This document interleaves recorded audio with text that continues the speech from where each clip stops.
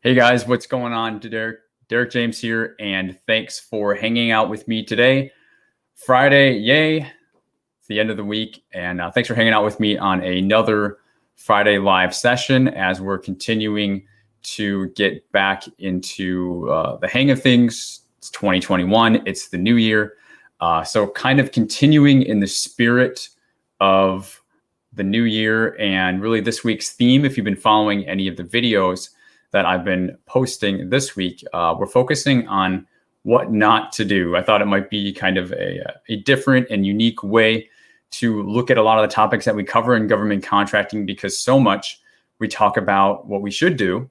And so I thought it would be fun to kind of, I did a parody video earlier this week. Hopefully you got to check that out on several different things of what not to do. And I was kind of making light of it. But if you've been in the space at all, you probably know that there is a lot of truth to those items. So in today's live discussion, we're going to be covering that topic, what not to do. But also we're going to go into a little bit more depth than I was able to go in that parody video that I did. So just to let you know what we're going to be covering today, I got a list in front of me. We are going to be covering conferences, expensive software, financial stability, NAICS codes, pass-through schemes, distracted bidding or bidding on everything, and also set-asides. And I'm not necessarily saying that all of those things are bad. Some of them are, like pass-through schemes, but I'm going to kind of be just like weighing in on those different topics and kind of letting you know where they should apply, and also maybe sharing a personal story or something like that from my government contracting experience if it seems to be suited. So if you guys are here in the chat, let me know so that I can see you. I will be bouncing back and forth between the chat and speaking with you here on camera.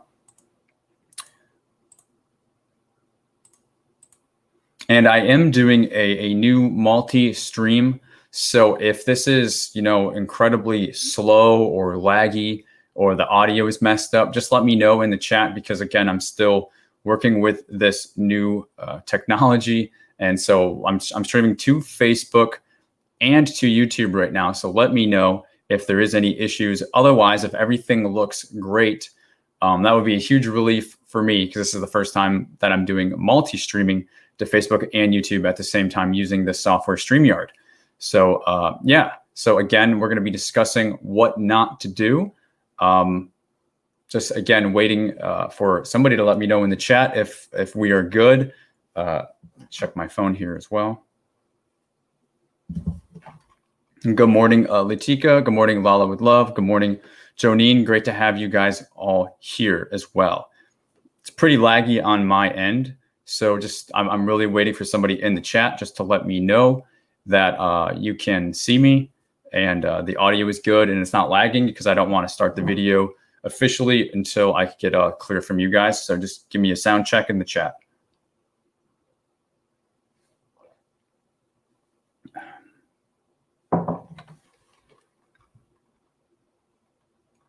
And I really do love going back to these live sessions with you guys. Everybody's saying you're good. It's a little delayed, but it's good.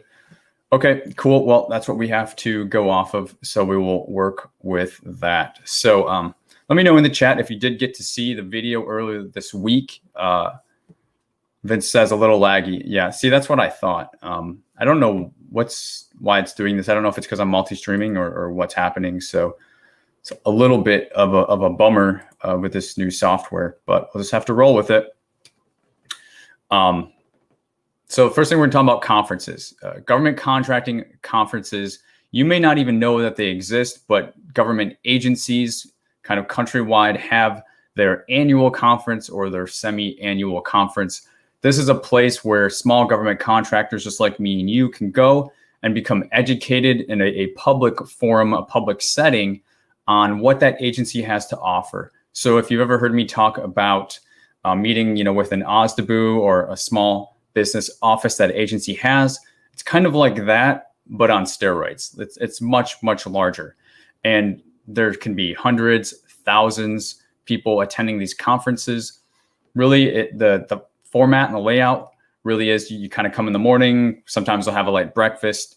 The first half of the day, you'll sit through like PowerPoint slides or a presentation where everybody's sitting in a room, like a banquet room or something like that, looking at slides, and there's presenters. And then the second half, there's like breakout sessions. Maybe you get to do roundtable sessions where there's like 5 of you or 10 of you and like one small business specialist, or if you're lucky, maybe a contracting officer or a procurement center representative, somebody representing the agency. And they kind of, ask some questions of the 5 of you or the 10 of you. And really it's like a lot going on. And then you move from that round table to another one. It's like a really bad case of speed dating sometimes. So I don't want to entirely speak negatively about government contracting conferences. I will say that the smaller, more intimate settings can be more beneficial.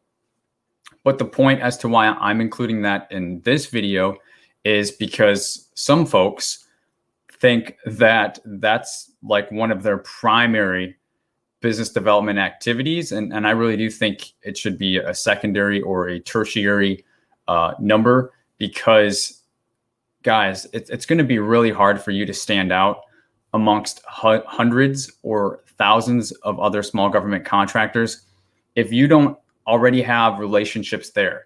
What I see a lot happen at these GovCon conferences is everybody kind of hangs out with who they already know. And it's a little bit cliquey sometimes, but really it's like, what are you really expecting?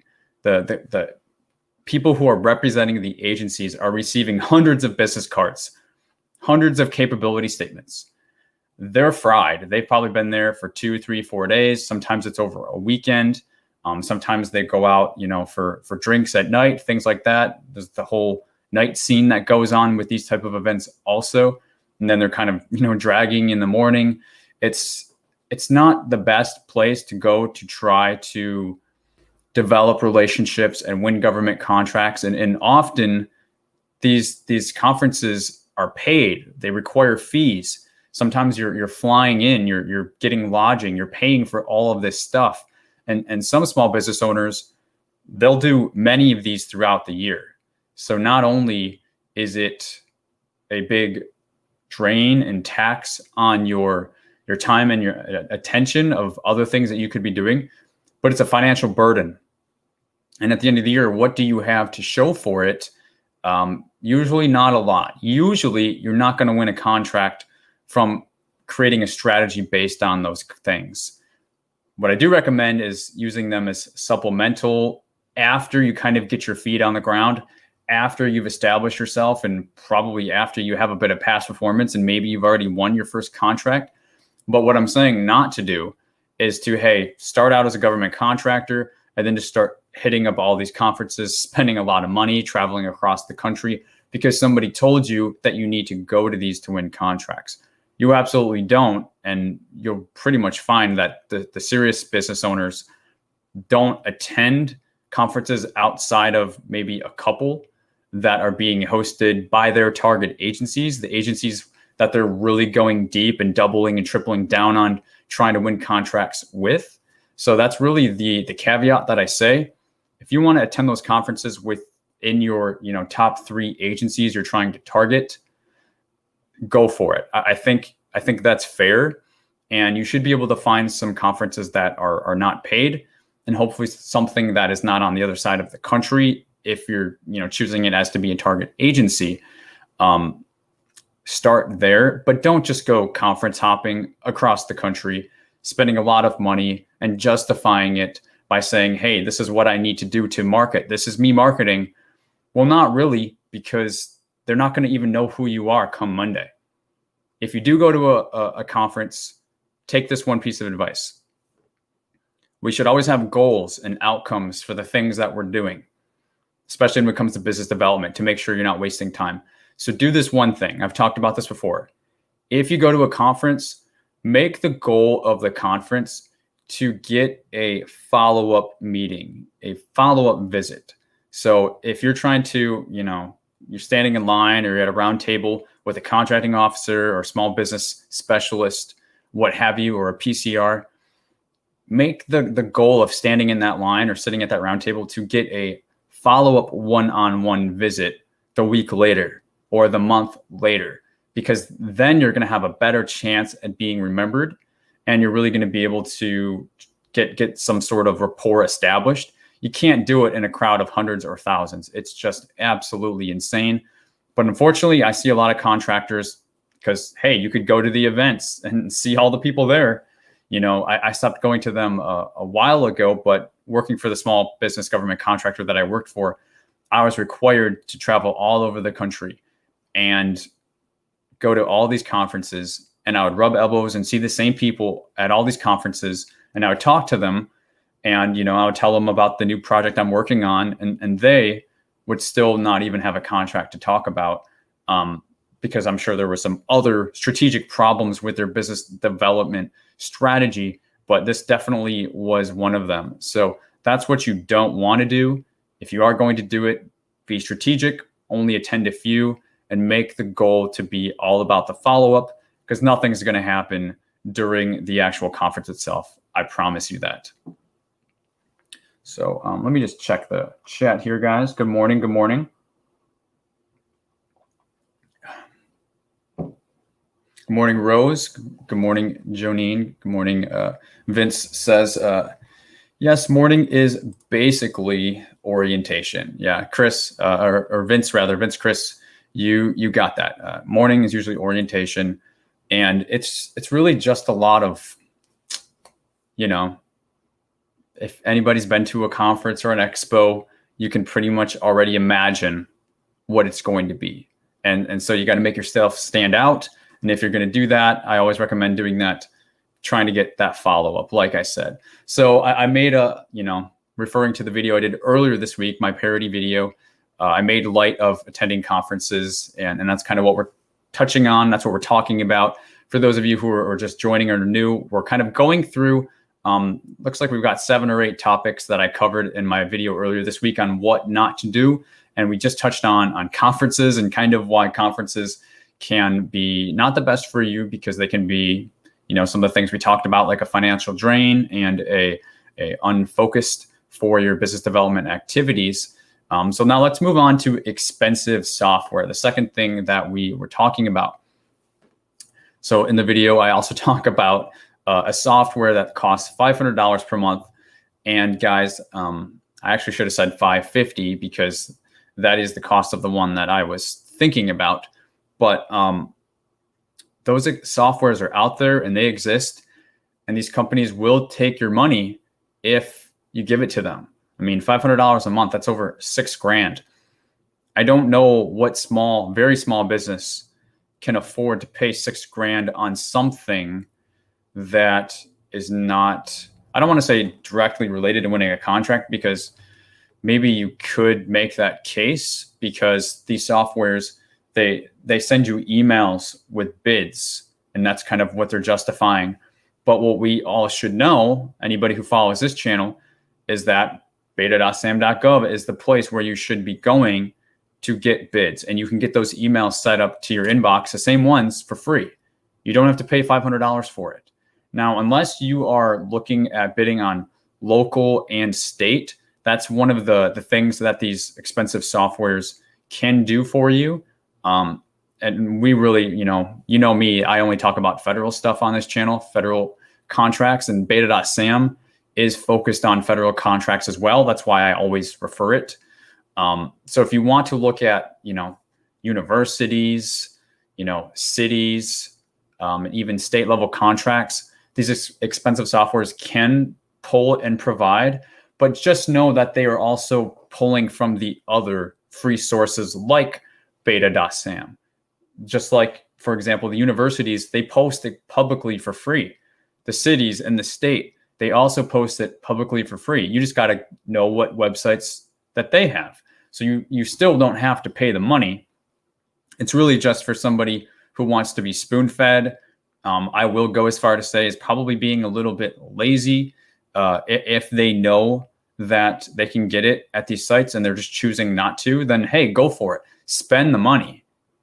But just don't think that you have to pay that money to see those bids. You can do it for free. And what happens is, unfortunately, as soon as a contractor gets signed up in SAM.gov, you get your cage number and your DUNS number. I'm sure some of you have experienced it. What happens is you start getting all these phone calls. You get put on the list, right? We all know what it means to be on the list. I get calls every week, every other day, because I'm on the list and everybody's trying to sell me stuff. So unfortunately, small business contractors, small business owners that don't know any better, they get to them first. And they make it sound like if you want to see bids and you want to respond to stuff, you need to pay for this. You know, we call them sharks. So unfortunately, they get to them first before they can find, you know, my channel or somebody else's channel who's trying to educate them about, hey, you don't have to go that way. And so that's what I mean by expensive software, why you should not do it. Now, there are other perks about, you know, forecasting your sales pipeline and things like that. There are softwares that are in the tens of thousands of dollars every year. And I have used them for the contractor that I used to work for. We had some expensive software. I never used it. I used an Excel sheet.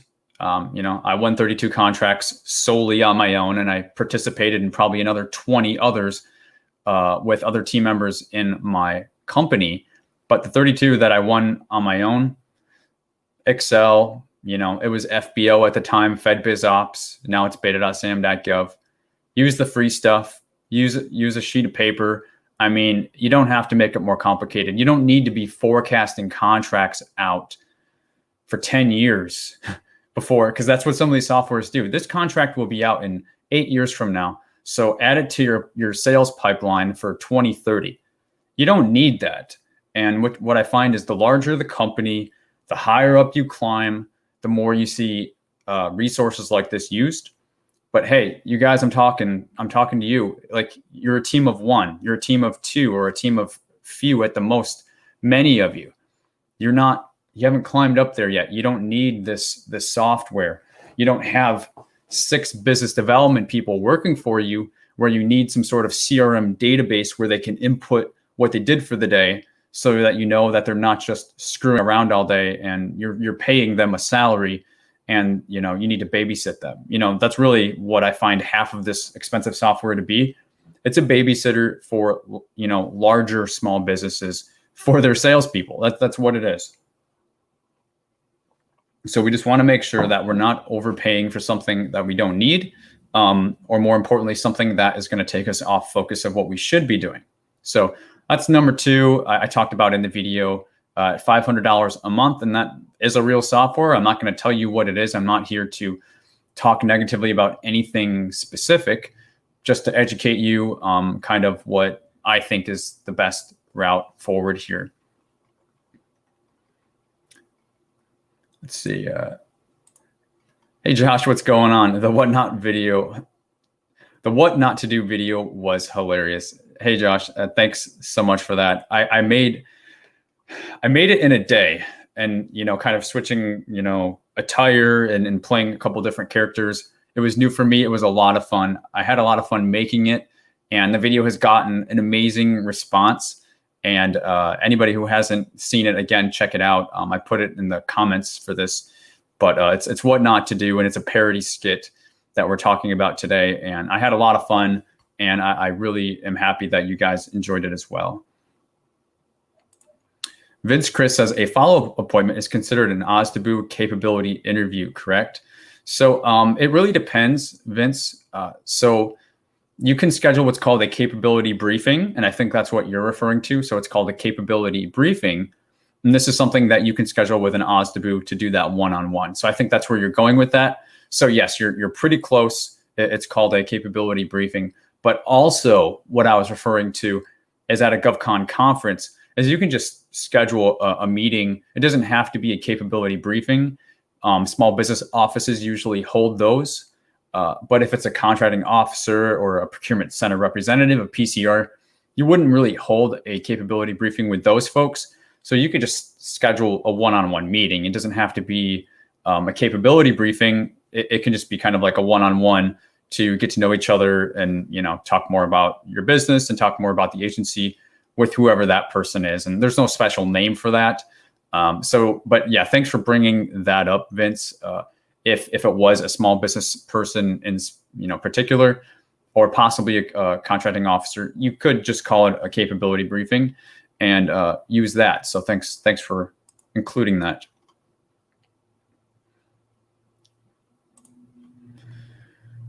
Raj Kumar, good morning. Good morning. Thanks for hanging out with us today. Absolutely. Absolutely. So let's move on to the next one. Let's keep the pace up here, guys. In the video, I mentioned not being financially stable. This was the segment towards the end of the video where I was referring to a contracting officer meeting with a small business contractor about buying 100 TVs. I talked about that in the video. And at the end of it, the contracting officer was wanting to make sure that the small business owner, the contractor, was financially stable to purchase these 100 TVs. And I kind of made light of this and made fun of this because a lot of folks who are brand new to government contracting, they just don't know any better. So where I was going with that is, if you expect the government to front you money, I get this question, I see it in the comments a lot.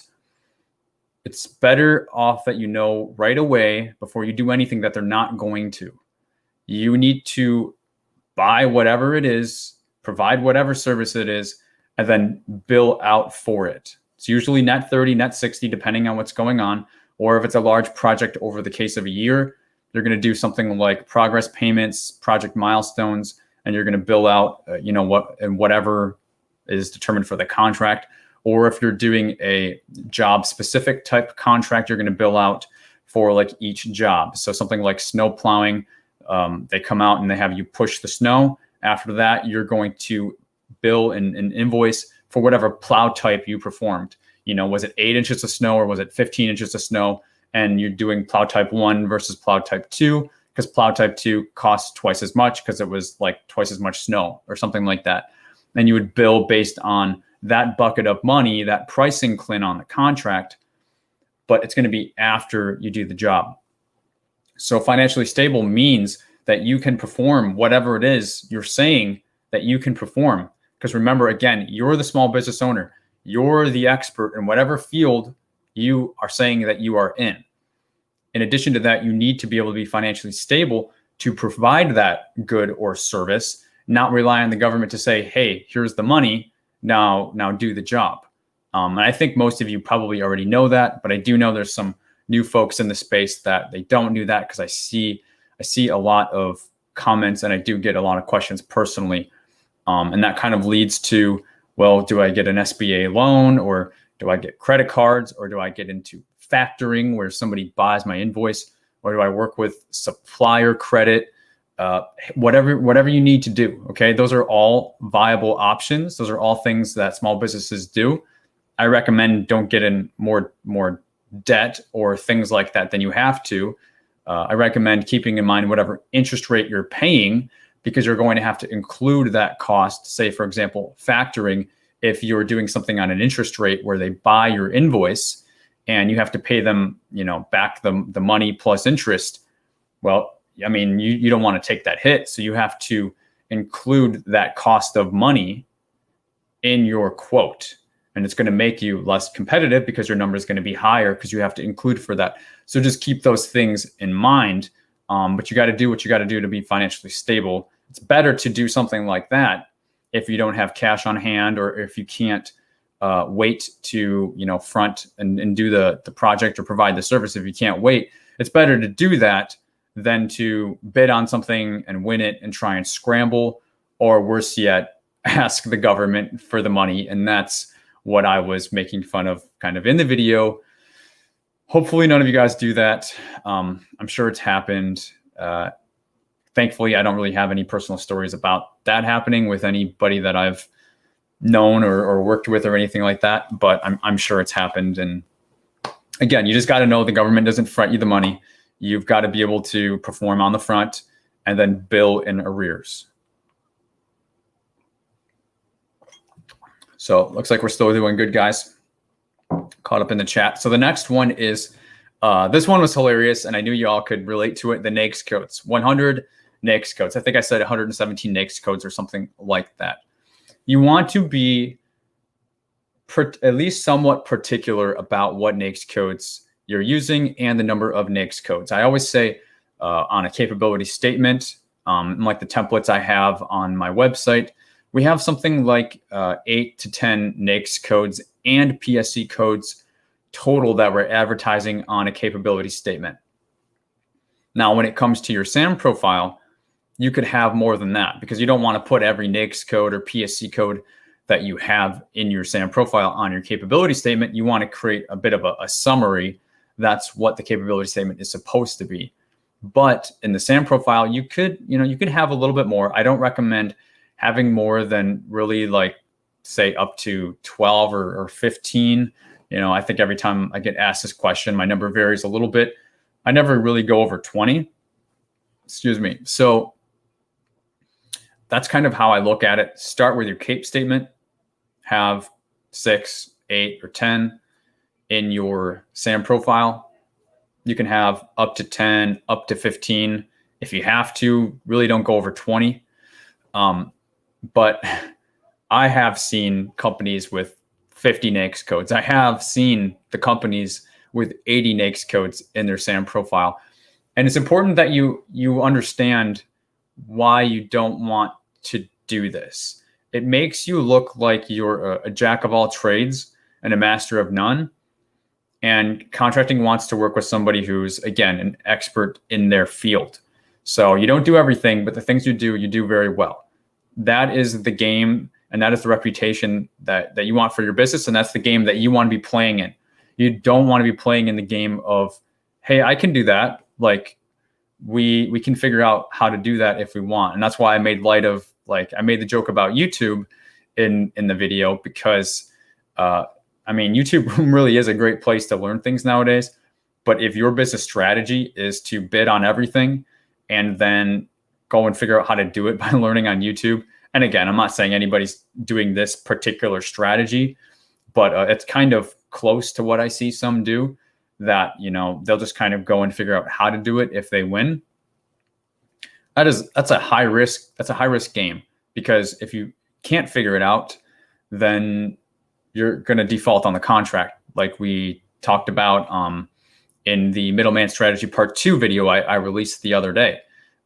You can be defaulted on a contract, or a government contracting officer can basically cancel a contract for cause, or they call it terminating a contract, basically meaning they're going to take it away from you because you don't know what the hell you're doing and you're messing it up. You don't want to do that. You're not going to last very long. So stick to the NAICS codes that you are fairly certain that you can do. Product and service codes also, if you use them. But if your business is going to adapt and change over time and grow, then that's okay. I want to draw a fine line in the sand between that, because that happens all the time. And if your business is going to grow, you probably are going to grow into different NAICS codes, and that's fine. Add those. But if you are growing in that direction, it probably means you're growing away from something else. So feel free to take out those old NAICS codes or those old PSC codes to grow and maneuver with your business. And again, it really is also industry specific, because some industries like construction, they just inherently can have a lot of NAICS codes to look under, versus something more specific, like say janitorial contracts, like we looked at the other week. There's one janitorial NAICS code, and then there's other like facilities related NAICS codes or professional services related NAICS codes that you'll find janitorial bids under, but they are not inherently janitorial NAICS codes. So depending on the industry, whatever industry you're in, you're gonna kind of have to play with whatever you have and work with what you got. But either way, know that these are kind of the threshold numbers that you want to strive for when it comes to your capability statement or your SAM profile. And then, just lastly, before we move on here, not only are we looking at the number of NAICS codes, but we're looking at the relevancy between NAICS codes. So again, in the video, I gave the example of providing like religious services, and it was like a picture of a church. And then also services for repossession. So somebody's going to come and take your house or take your car. I mean, those are, I tried to use two examples that were extreme from each other to demonstrate what kind of company are you if you have religious services and repo services. I was trying to create an extreme difference between the two to show you, like, your NAICS codes should be similar. They should be painting at least somewhat of a clear picture to a contracting officer or an OSDBU or whoever's going to look at it. And they should be able to look at that and say, okay, this company, this is what they do. I have an idea of what their areas of focus are, versus being so unfocused. Somebody looking at it has no idea what it is that you do, what you're good at. It's going to basically take away from any vote of confidence in your business. And, we talk about this. This is pretty basic type stuff, but a lot of folks don't get the message. So that's why we did the what to not do video. Vince says, indeed, financing is a major factor where contractors have several options to choose from. Yeah, I mean, absolutely, there are several options for financing. And what we're talking about today is it's just best for you to know up front, what is your strategy going to be? If you win the contract, how are you going to put all these gears and wheels in motion? And financing is a huge part of any business or cash flow. If you're not having to use a financer, whatever it is, how you're going to get the work done, it's going to require money. And how you plan to do that, you should have that figured out before you start bidding on contracts or winning a contract. And some of the examples we're talking about. Samantha Williams, good morning. Good morning. Thank you for joining us. Today, we are looking at the video I did earlier this week, but we're looking at some of the points from that video in more detail on what not to do, specifically for those of us who are small business government contractors who are fairly new and trying to avoid some of those pitfalls that can really take us off course and even cause us to spend like a lot of money needlessly because there's free options or whatever. So we were just talking about NAICS codes. Now I want to move on to pass-through schemes. I released a video 2 days ago. So again, I'm trying to keep everything in a theme. So I'm going to try to do our weeks in terms of themes. So I released 2 videos this week.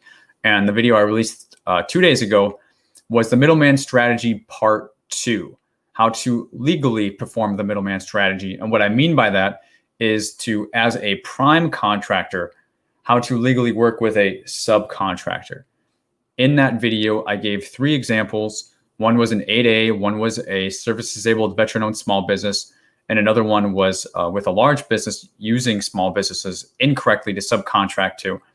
In that video, I gave 3 examples of what are called pass-through schemes, essentially where one company uses their status, whether it's a small business status or 8A or veteran-owned small business. It could be anything. It could be anything that is set aside for small businesses, where the first company uses that status to basically be a shell company, they call it, or a paper tiger, or there's a lot of terms for it. And unfortunately, this happens in the industry. It's not fair to us small business contractors that are doing things right and competing properly. They use that company as a front, a pass-through, and that's where that term comes from. And they just give all of the work to another business that is not of like kind. Oftentimes, the business is large, or at the very least, the business is not a similarly situated business entity like they are. So for example, if you're a woman-owned small business and you're going to sub it out to another woman-owned small business, you're probably going to be in good shape because the government is trying to pump money into woman-owned small businesses. And that's why they set it aside for WOSB or EDWOSB. But what happens is if something is set aside for WOSB and then WOSB just takes all of that money, all of that contract, and just gives it to another business to do the work, and then they just take a little, say like a finder's fee or something like that off the top, then if you follow the money, and we gave some drawing examples in the video from the other day for each of these 3 examples, if you follow the money, all of the money is really just going to that other company that's further being subcontracted out to. It could be a large business or another small business that's not of like kind. So that's why the Code of Federal Regulations designates what's called limitations on subcontracting. It tells you the minimum amount that you can subcontract out, and the rest of it you're essentially supposed to do, because I mean, you're not supposed to just pass through an entire contract. So we looked at, for service contracts, it's 50%.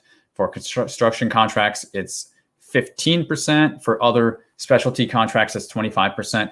You need to find what is your percentage for you. If you're looking at working with subcontractors, and if this is going to apply to you, I actually have all the links to find all that stuff in the video description from the video I did the other day, Middleman Strategy Part 2. You got all the resources there to read up on this and to find what percentage is for you. Otherwise, if you're just allowing a subcontractor to do majority of the work, and that subcontractor is, say a large business or something different from what it was set aside for, and you're just exceeding that percentage, then you are operating as a pass-through. And that is a serious no-no. You don't want to do that. I know that we've had a lot of questions about people who like buy items and just, kind of sell them, flip items, whatever. There is something called the non-manufacturer rule. I didn't include that in the video. Maybe I will do another video about that in the future, where it basically is giving you the circumstances where you can do that. If you're not the manufacturer, but as long as you're buying from a small business manufacturer here in the United States, then you are still compliant. So I know I've gotten a lot of questions about that. I'm not going to get into details when it comes to goods like that right now. That might be the case for another video if there is enough interest. But really what we're talking about is, what not to do. And what you don't want to do is go and win a contract and just have somebody else do it for you and just take, a little bit off the top. It's a big no-no. And in the video, one guy got up to 20 years in prison. And I looked at probably 8 or 9 different examples, and I chose 3 to do for that video. But I was looking at other examples where they had to pay back $5 million, $20 million in fees. So we're looking at big time fees and big time serious prison time if you're going to do something like this. So I don't say this, and I didn't do that video to scare you. That wasn't my intent. My intent was to provide you resources that could help educate you if you do find yourself wanting to subcontract. Hey, subcontracting is a good thing, okay? I know sometimes I kind of try and steer folks away from it, but subcontracting is a good thing. The government wants you to do it on certain types of contracts. Large businesses are required by the government to subcontract to meet small business goals for that contract. So don't get me wrong, I'm not downing on subcontracting. I'm downing on passing through an entire contract and not performing any of the work yourself, specifically not abiding by those minimum percentages that the Code of Federal Regulations says that you need to. So I touched on that in the video earlier this week. And again, I debated doing it because I don't want to scare you, but you need to know what you're doing if you're going to subcontract work out, and another company is going to do a significant portion of the contract. You need to know what you're doing when it comes to that. That's really what I want to get across to you.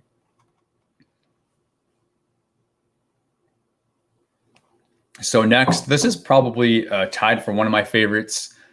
In the video, I talked about bidding on everything.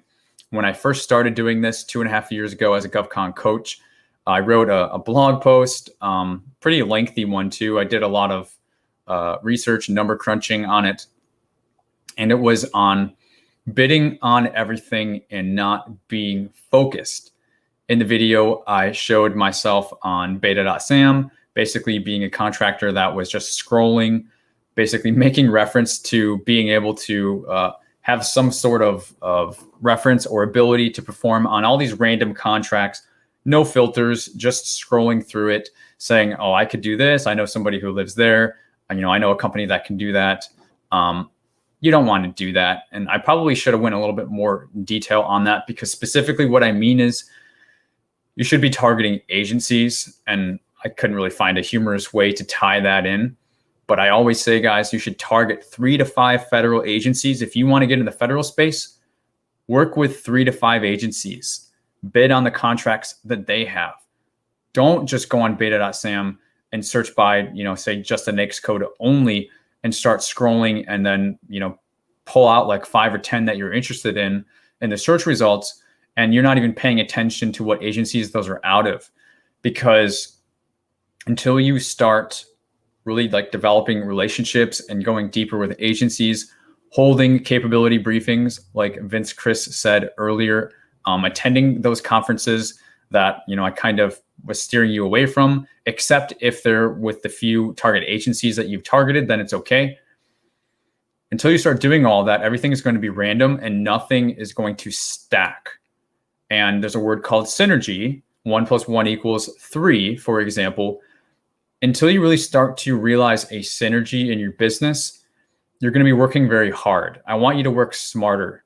So instead of bidding randomly for years and years, months and months at agencies that never get a chance to know you, why not develop relationships through, again, capability briefings, attending targeted conferences, responding to sources sought market research, and the act of bidding and holding proposal debriefs after you bid at target agencies.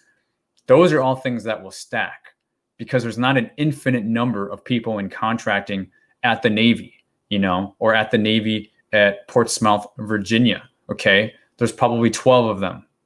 You get me? There's 12 of them, for example. So if you target them, you're going to get to see them over and over, and they're going to get to see you over and over. And then something starts to build, a relationship begins to be established, and your chances of winning a contract, if you keep jumping through all the hoops that they want you to, which is, bidding, responding to market research, all these things, your chances are going to go up, infinitely until you win a contract. That is a strategy that requires time and it requires focus. And if you are just randomly bidding, you never get to stack. You don't get any synergy. You keep responding to bids where nobody knows you. Your relationship for your company has not been established. So if you've got to do these things anyways, why not do them at the same places, the same 3 to 5 places? You're going to have to bid anyways. You're going to want to do capability briefings anyways. You might want to attend conferences. You don't have to. I don't talk about it a lot. You don't even have to attend conferences if you don't want. If you want to be a hermit, in terms of like being in person, you don't have to go to conferences. You still should go to capability briefings in person, pending COVID if you can.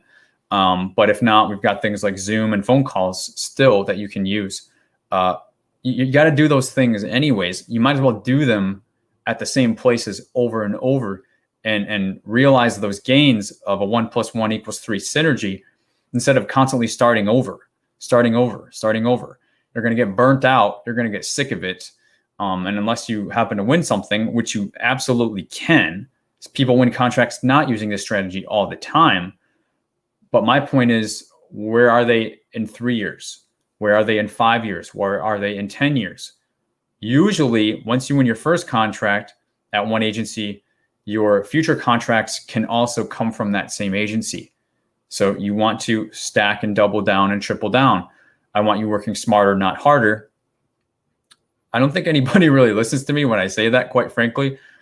I'm halfway being facetious. I know some of you do, but a lot of folks, I don't know if they think it's too hard or what, but I've seen it so many times where people will win their first contract or their couple contracts, and then in a year or two, they're out of the game.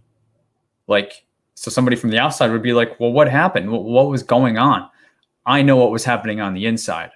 This randomness, it became too much. Okay, you can't keep running on that wheel all the time. Eventually, you want to have relationships established. Maybe have some inbound traffic, inbound phone calls, inbound emails from people who are reaching out to you. Like imagine that. Well, it can happen. It's not going to happen though if nobody gets a chance to know you. So this is probably one of my biggest soapbox. So I'm gonna try to, hold it back for now, because I probably made my point. But this is why we don't want to do random bidding. We want to target. I'm very serious when I talk about targeting agencies. That doesn't mean if you find, you target 3 agencies and they don't seem to be a good fit for you, well, but because they're your target agencies, you got to keep doing it. No, like, don't stick with bad targets, but you have to start somewhere. Do your research, go to USA Spending, find out who's buying the most of what you're trying to sell. Start there. Use data, use logic, use science. It's the best of what we have. Start there and then start doing these processes. And if it ends up being a dud, then okay, but you got to give it at least 6 to 9 months or a year to truly test it out. You need time. You need 2 to 3 years to get your GovCon business growing.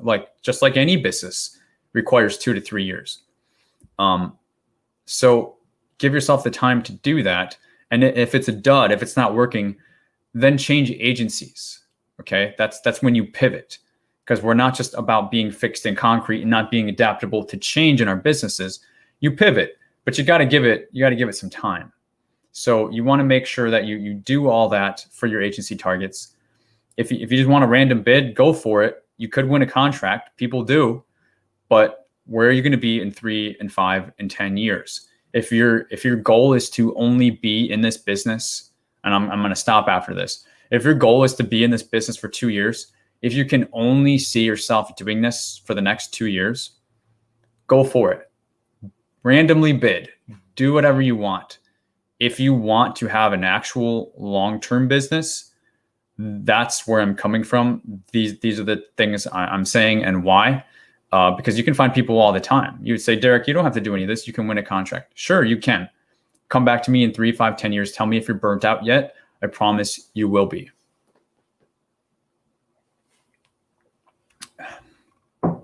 Okay. Manuel Alonzo, what is going on? I'm just checking the chat here, guys. Berwin says, by targeting 3 to 5 agencies, are you meaning agencies and all the sub-tier agencies under them or sub-tiers alone? Hey, Berwin, what's going on? And thanks for that question. That's a really astute question. And I would say it depends on you. The example of the Navy that I gave at Portsmouth, Virginia, that would be a sub-tier example. And USA Spending is working on providing us those specific contracting office addresses where we will be able to target on a sub-tier basis. So for right now, we can't go that specific when it comes to pulling the data. But what you still can do is, like I talk about, look for low-hanging fruit and things like that, and use that as a factor also for finding agencies that are around you. Because, the Army, we all know, is across the entire United States. I mean, the Army is global, quite frankly, with all the different places we are stationed also, and jobs that are being performed outside the continental U.S., OCONUS, as well as CONUS is what it's called. So obviously, targeting that is going to be too broad. So this is kind of where Berwin's coming from, and why it's a good question. Just to say the Army, that's too specific. Now, if you want to say the Army, Mission Installation Contracting Command at Fort Hood in Texas, the Army MIC, then okay, that's very specific. That's a sub-tier, what Berwin's talking about. I would say, to answer you, if you can find those that specific, yes, that's what you should do. If you can't, try and stick to like a geographic state and hit those, 3 to 5 agencies that are within that state. But with a caveat with all this, which makes it hard for me to answer the question, it all also depends on what industry you are in. So for example, the Mission Installation Contracting Command, MIC, which is a sub-tier agency of the Army, they have multiple locations within the United States. They don't have like 50, there's not one in every state, but there are some out there. I don't know exactly how many. I think less than a dozen.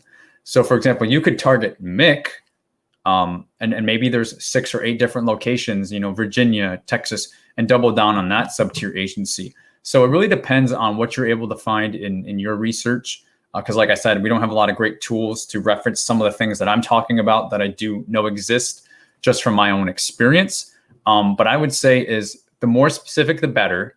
Start by being more specific. And then if you can't find what you're looking for, take one step out and be a little bit more broad, and keep doing that until you find something that's reasonable for you, where you're going to get enough bids in your searches to actually look at, as opposed to, for example, just doing the entire Army or the entire Department of Defense, it's still going to be too much. It's not going to be enough to drill down on. So good question. I hope that helped provide a little bit more insight onto it. Joy says, great advice. I really do want to work smarter, not harder. Don't want to keep being random. I mean, you know what, Joy? There's really nothing out here that's telling us what to do, or not even what to do. What we all should do is slightly different for all of us. We all have different levels of experience. We all have different businesses. We all have different places we want to take our businesses. But unfortunately, we all just kind of have to start doing something. And that's where the random bidding begins. And I'm not talking down at anybody who does that, because I did it. We all did it. We all got to start somewhere. I'm just trying to basically offer, a helping hand to help pull you up and let you know that there could be a better way for you where you don't have to work so hard. So thanks for acknowledging that and sharing.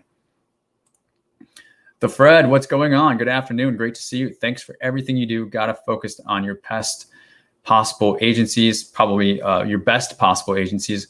Otherwise, you're wasting time. Yeah, I mean, the Fred really just said it. You got to focus on your best possible agencies. What agencies do you have the best opportunity at winning contracts with? And that's kind of what I mean when I say which agencies are buying the most of what you're trying to sell. Because why would you not go after? It doesn't mean they're necessarily going to be the best fit. You probably have a really good chance. But if it's not, then you take it down to the next one, to the next one, to the next one, till you find what is the best. And I can't define what's the best for you. You're kind of going to be able to see what is the best, and you're going to recognize it once you do see it, once you do identify it. And also your definition of the best is probably going to change over time as your business grows, and as you undoubtedly will develop relationships in this industry. If you stay with it long enough, what's best for you will probably change also. But we all got to start with what's best for us, right now. And right now it's the beginning of 2021, and we can only work with what we got. So amen to that. Dallas says, great job, Derek. Thank you so much, Dallas. I appreciate it. I think we're experiencing a little bit of lag today. So thanks. I appreciate that. I'm multi-streaming to Facebook and YouTube for the very first time. Let me know, actually, if you are coming from Facebook. Let me know in the chat. Just put Facebook, or I'm watching on Facebook. It would be interesting for me to get that feedback, because like I said, I am live streaming. I'm multi-streaming on both. I think it's causing a little bit of lag, and there's no way for me to test that prior to this. So, thanks for the feedback that things are going good. I'm glad that this isn't so slow or laggy for you that you can't enjoy it. Ali says, hello and hello back. Thank you for hanging out with us. Telvin says, hi, Berwin. Do you provide professional consultant help? Berwin, it looks like you have somebody who's asking for professional consultant help, unless that was designated for me. I'm not sure. Samantha Williams is watching on Facebook. Thanks for letting me know that, Samantha. Glad that you could join us from Facebook. Hopefully the quality is still retained. Like I said, with the live streaming today, I'll go back after I'm finished and watch it and see kind of how it was to make any tweaks that I have to do. So we're moving right along. I have one more topic to cover from what not to do in the video I did earlier this week. And then if anybody has questions, I always say this is your time.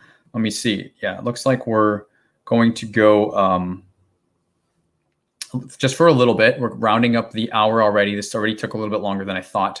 So thanks for sticking with me. But I'm going to cover one more thing. And then if we do have any questions, this is your time. This is my time that I set aside for you. So if you have any questions about government contracting in general, if you're experiencing any challenges or anything you want to open up to the group, I will take a quick minute to try and address that and answer that for you. I get a lot of folks that, kind of want to, they'll email me or say, I have a quick question. I'm not able to get to everybody, and that's why I'm creating this space for anybody who wants to join. Hey, ask a question. I'm happy to help. I may not be able to answer it, or I may. I'll do my best. But so after I cover this next point, the last point on kind of what not to do, now would be the time to put that in the chat. So once I'm finished, I could go and check those. If not, we'll probably call it And then, I'll see you guys on the next one. So the last thing here is set-asides. And man, I beat up on set-asides so much. Anybody who follows me, set-asides are not bad. Set-asides they're great. They're amazing. The government does them for a reason, and small business contractors should absolutely take advantage of them. It was what I really enjoyed doing it. In the video, I said, hey, I just got my HubZone certification application for the HubZone set-aside.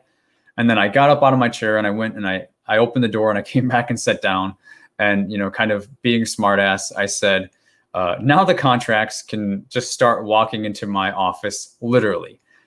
For those of you who think getting a set-aside for your business is just going to automatically have the contracts come in the door, you're really barking up the wrong tree. That's just not going to happen. We see a lot of this with the 8A program. Folks who think that getting in the 8A program, they hear how great it is, and it is great. It's awesome. Half the contracts I won were 8A sole source direct award contracts. The other half were competitive, doing proposals and all the stuff that we all have to learn. But half of them were through sole sources with relationships and through marketing the business that I had to do and responding to sources sought that I had to do. And it's the 8A strategy is a whole strategy that I don't ever talk about on here because it's kind of special and I don't want to just give it out just yet. But those of you who get set-asides expecting the contract just to come in the door, you're not going to. And the problem with that specifically for the 8A program and why it's special to the 8A program specifically is because that's really the only contract that has a ticking clock on it. There's a limited time of 9 years. After 9 years passes, you can't get it ever again. It's gone. The window has closed to win sole source direct award contracts through the 8A program or to bid on 8A competitive contracts, unless they're going to do something like a mentor protege with a new 8A company and you're a graduated. Sometimes the SBA will pair you up and you can form like what's called a mentor protege or even a joint venture teaming agreement. Then you can go after those contracts together through the JV as a separate entity. You could take advantage of the 8A in that regards, but for you, yourself, your company, after 9 years, it's done and you can't ever get it back. And that's the big problem with this. People rush into the 8A program. They have no relationships. They have nobody to tell. They don't really have any way to leverage it. They don't even have any contracts under their belt. So instead, wouldn't it be better to do the things that I talked about earlier? Target 3 to 5 agencies, respond to the sources sought, respond to the bids, get to know the contracting officers, do the proposal debriefs, attend the target agency conferences, do all of that for a year, maybe 2, and then apply to the 8A program. And then once you're into the 8A program, you've got a whole network that you can light up and say, hey, I'm 8A, and then you can leverage that for a whole 9 years. That's what a lot of us are not doing. And again, it's just because they don't know any better. So I'm trying to get this education out because I've seen it. I've seen a company not win their first contract in the 8A program until year 5 because they didn't know what it was. They thought it was just like another status like DBE or something like that, some sort of minority status.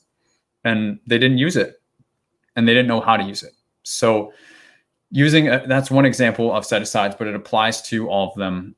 Contracts are not just going to walk into your door. Instead, again, you should focus on the things that I talk about.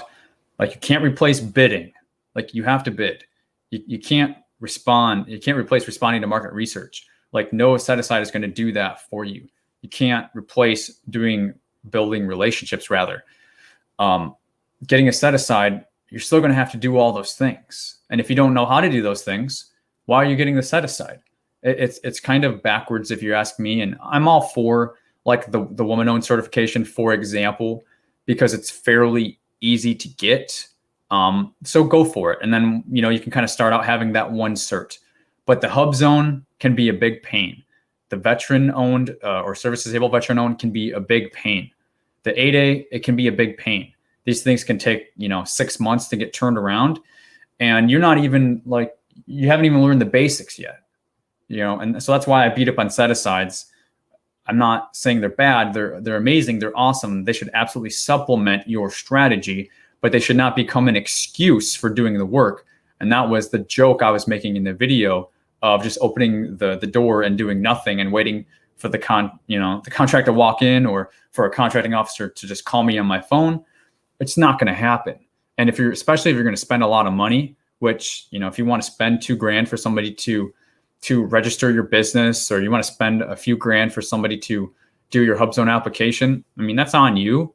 I understand and appreciate the value of time and money. And sometimes it's just, easier to pay somebody to do it. Not saying I think you should do that, because you still have to give them all the same information. They just got to click all the buttons for you. But just going to say, if you're going to do that, just know that it doesn't get you out of doing the hard work. And on this channel, we are defining what the hard work is. Guys, that's why I do the bid of the day videos. That's why last week I went live 5 days in a row, Monday to Friday, for you. And we looked at janitorial, snow plowing, software. We looked at a number of other opportunities, because that's what you should be doing. I'm trying to define the hard work that you should be doing.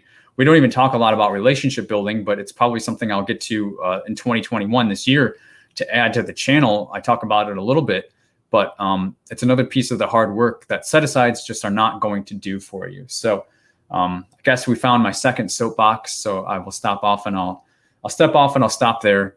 If you guys have any questions, that's going to conclude the what not to do kind of series of bullets in this video, and we can turn it over to GovCon Q&A if you all have any. I'll take a drink here in a second and I'll check the chat, and we'll take it from there. And if not, we'll kind of conclude it for today.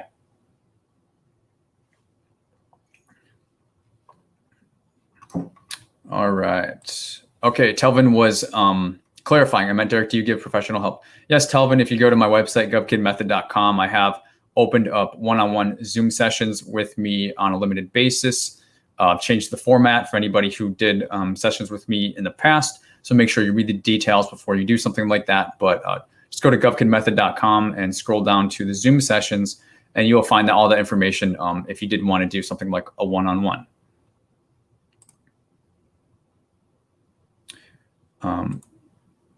Berwin says, as well as FPDS.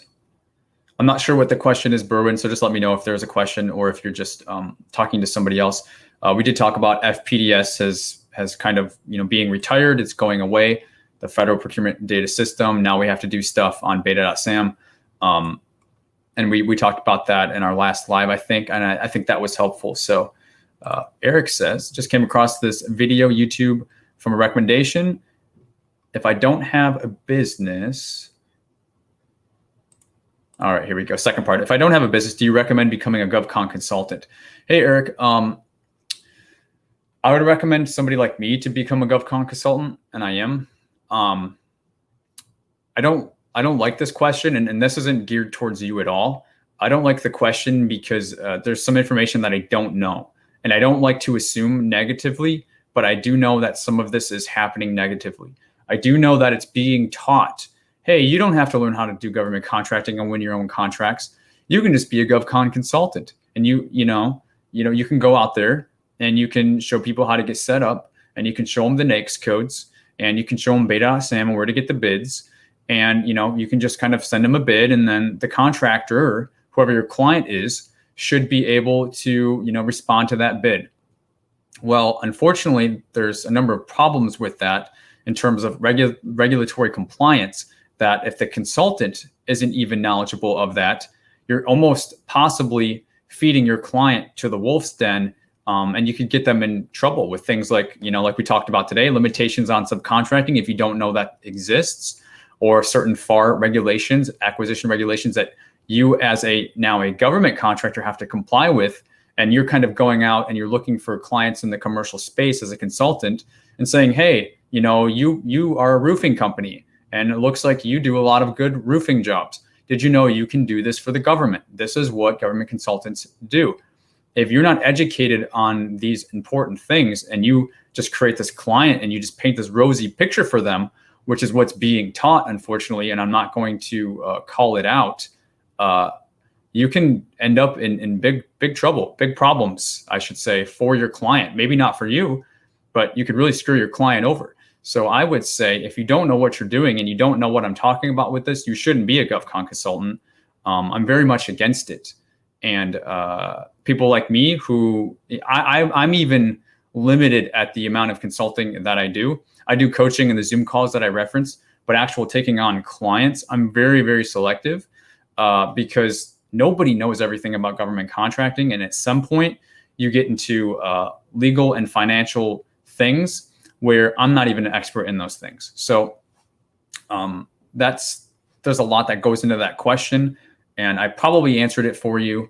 And yeah, unfortunately, I see that happening, and I am very much against it. And there's a lot of people in the space that are very much against it. And yeah, I try not to take a hard stand on certain things, but being a GovCon consultant, if you're wanting to be a GovCon consultant, and again, this is not for you.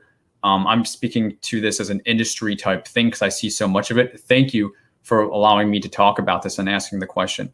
If you don't know anything about government contracting, if you just saw somebody's YouTube video, and I'm not calling it out, a couple months ago or a couple weeks ago that are telling you to be a GovCon consultant and you don't even know what it is, you should not be a GovCon consultant. And I'm going to leave it there.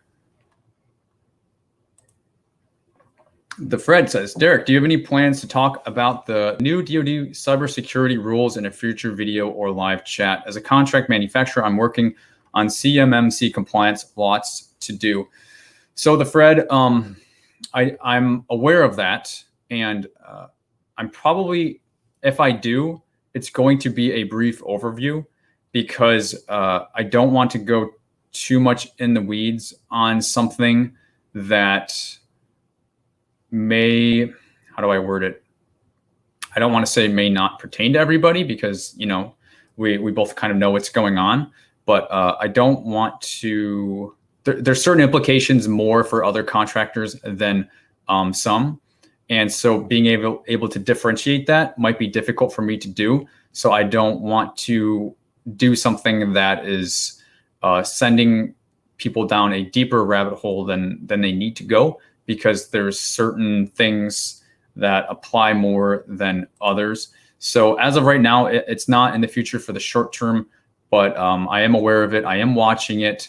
And again, I try not to position myself as somebody who is an expert in all of the different fields, especially when it comes to regulations and compliance. There's certain ones that I try to touch on. And like I said, I am watching this. So I have to think about it some more. That's a good question. That's a good question.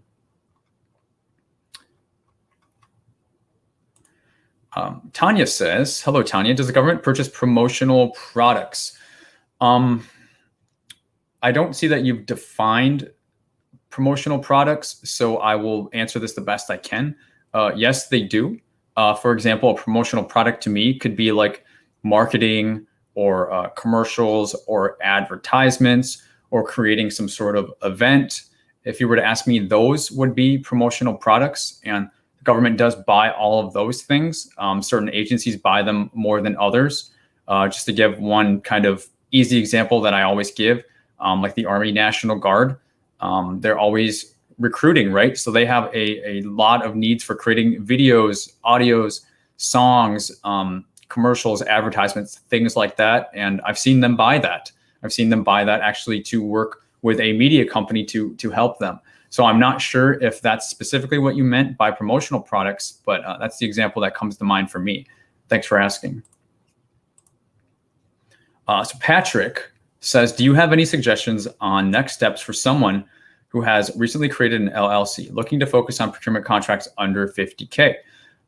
Patrick, yeah, I do have a number of videos. Good question. I have a number of videos on the channel on that. You know, one in particular says, I'm registered, now what?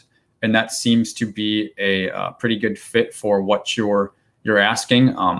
You say that you recently created an LLC. I'm assuming that you've registered in SAM. But if you haven't registered in SAM, that would be your next step. So if you created your LLC, then what you're going to do is, you know, you already got your TIN, your EIN, you already got your articles of corporation or your articles of organization. You got to take that information and you got to go to get your I got to look into this more. They said they were getting rid of the DUNS number. I haven't checked if it's gone for 2021 yet, but ordinarily you would go to Dun & Bradstreet, get a DUNS number. It only takes a few minutes. That would be a next step. And then you would also go to sam.gov and register your LLC as an entity to do business with the government. And through that process, you'll obtain a cage code. Only after you go through those steps will you be able to start doing some of the things we're talking about, bidding on contracts, developing relationships, target agencies, proposal debriefs, conferences, all these things that we define as the work that you can't get away from doing. Then you can play in the space and start doing those things. But I only saw in this question that you recently created an LLC. So if that's all you've done, that's kind of what you would do next. We have a Facebook user that says, hello, Facebook user. Facebook is not sharing your name, but thanks for hanging out with us. Vince says, once I set up my LLC, I started working on business development by getting all the state economic development certs and federal certs as possible. Yeah, and you absolutely can do that. If you're looking to go after state contracts, again, I don't talk about state, I focus on federal. There's nothing necessarily wrong with playing in both spaces or doing city, local, city, state, and federal. So there's that. And then also, let me just check here. The other thing is it's really up to, I would say, what I was referring to as the difficulty of to get the cert. So I gave the example as a woman-owned small business application being easier and quicker to turn around than like an 8A application or a hub zone application. So you just kind of got to keep all that in mind and do what's best for you. Pacemaker says, I'm not sure what the main topics are, but what are the tips you have for approaching prime contractors if you're trying to be a sub with no past performance? Pacemaker, good question. We don't talk about this a whole lot. You're right. What I would say is, I'll just give one example because I'm not going to go too much into this. But if you're a sub trying to do business with a prime, what you need to, if you don't have any past performance, you need to get some past performance. I always say as a prime, you don't always have to have past performance to start. But if you're a subcontractor, which means you're not even doing business with the government and you're only doing business with other businesses, that's what a subcontractor is.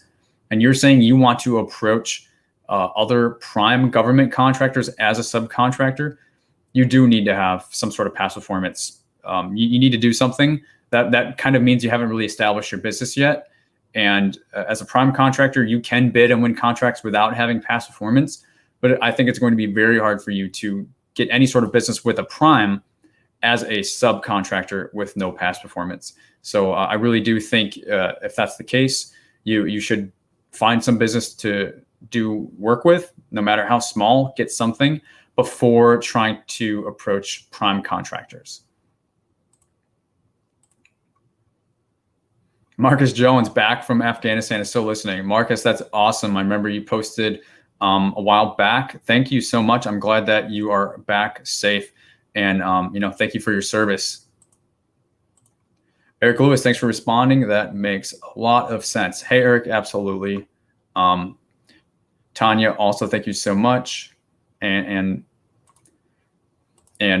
Patrick as well. So guys, I'm going to call it here. Thank you for the engagement. Thank you for the chat. I hope answering these questions was helpful for you today.